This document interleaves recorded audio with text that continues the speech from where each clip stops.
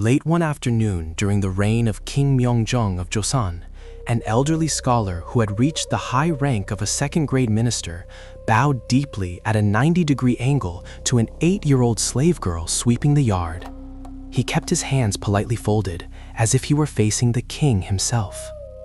In Joseon, where the strict caste system was valued more than life itself, this bizarre incident of a supreme authority figure bowing to a lowly slave treated as mere property was enough to horrify the noble class of the time.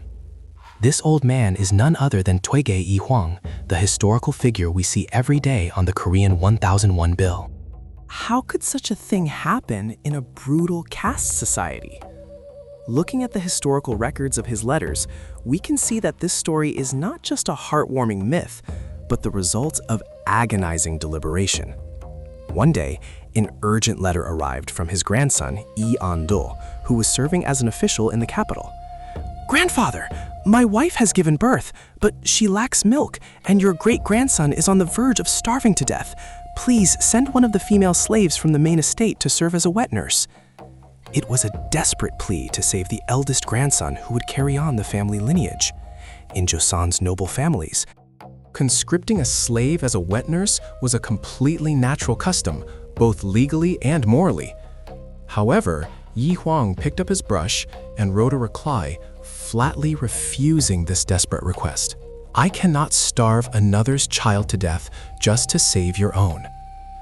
This was because the slave its grandson had singled out was also nursing a newborn baby.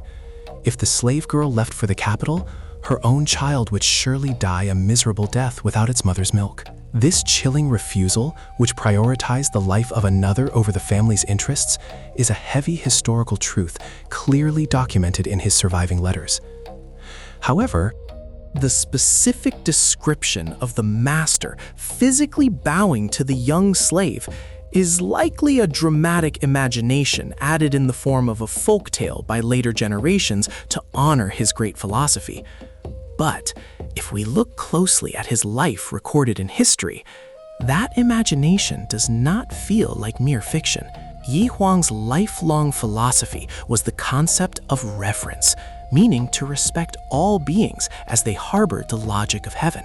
Slaves are also people created by heaven, so how can we recklessly beat and trample upon them? He always taught his children this, respecting the humanity of his subordinates, even in a desperate crisis where his own bloodline might be severed.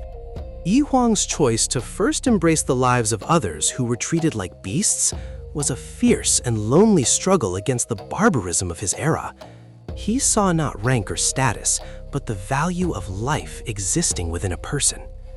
In our modern society, where cruel abuse of power to trample on others is rampant, this single old letter asks a terrifying question. This is a moment when the teaching of loving everyone equally without discrimination strikes deeply into our bones. The face engraved on the lowest currency unit of 1001 paradoxically remains alive forever in our hearts as the highest elder, and this is exactly why. That concludes today's extraordinary tale. If you are curious about our next story, please press subscribe and like right now.